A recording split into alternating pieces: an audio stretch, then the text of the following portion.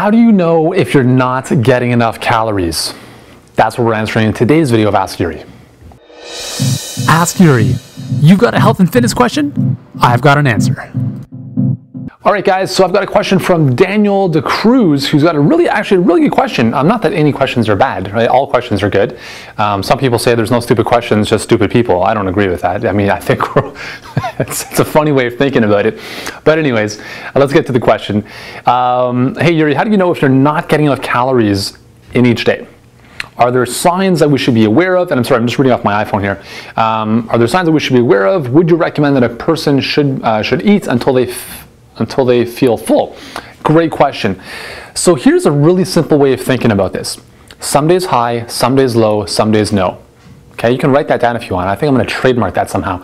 So essentially what that means is that our bodies, if you think about to our ancestors, Paleolithic man, hundreds of thousands of years ago, they didn't have the luxury of going to the fridge several times a day or having the local Starbucks nearby. They had to hunt for their food and gather their food. Some days there may have been no food, other days there may have been plentiful amounts of food. Think about this. Our biology has not evolved. It's only been a couple 100,000 years, and in an evolutionary time scale, that's a very, very, very short amount of time. That represents about, if you're to think about a clock, the hands of a clock, that would represent about 1 to 2 seconds before 12 in terms of the total evolutionary time on this planet.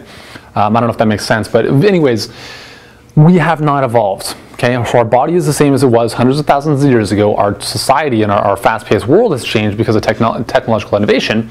But the thing to remember is that our body is naturally used to having certain days of high calorie intake, other days of low calorie intake, other days of no calorie intake.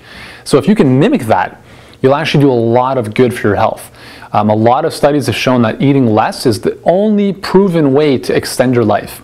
The reason that happens is because your chromosomes, your DNA essentially, have something called telomeres. I'm going to show you what a telomere is. Kind of like the little grommet here on the end of a lace, the little plastic thing that keeps it from splaying. That's exactly what a telomere is on your chromosomes. And by eating less, you actually lengthen these telomeres. And if you have a longer telomere, you essentially live a longer life. And they've shown this with all sorts of animal studies, some interesting human studies as well, in terms of overcoming different types of cancer. So telomeres are really important for our health, and really the only proven way to extend them is by eating less. So how do you know if you're not getting enough calories? I wouldn't really be concerned about it. I mean, there's going to be some days where you don't have to have 2,500 calories day in and day out. Just eat based on how you feel, right? Some days, I wake up and I don't feel like having anything. Like this morning, I haven't had any breakfast other than a green juice, and that's maybe 70 calories, maybe.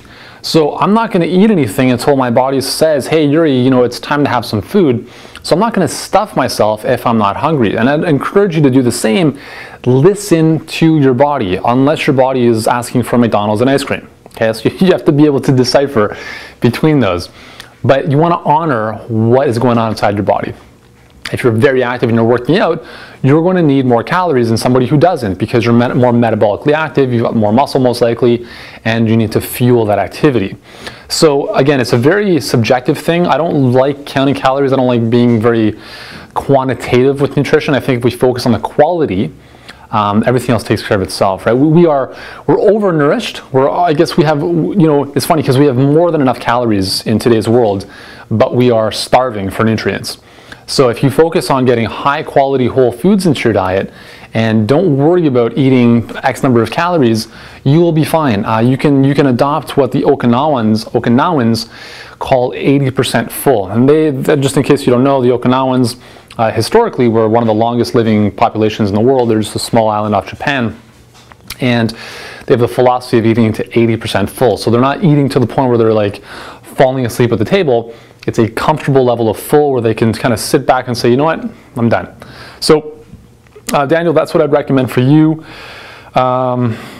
again, it could be a very long answer to this, but I hope that gives you some ideas. Some days high calories, some days low calories, some days no calories.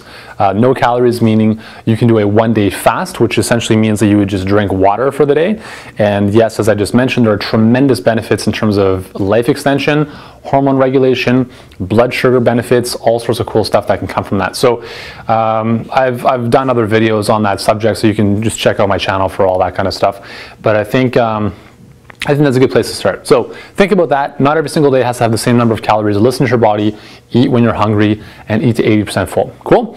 Thanks for the question, and hopefully that has helped you guys out. If you have any other questions that I can answer for you, be sure to pop over to my Facebook page, and obviously like the page, join me on my community there, and ask me a question on my wall. I'll do my very best to answer it right there for you, and if it's relevant to other people as well, then I will shoot a video like this one just for you. So until then, I'm Yuri Elkaim, and we'll see you in the next video.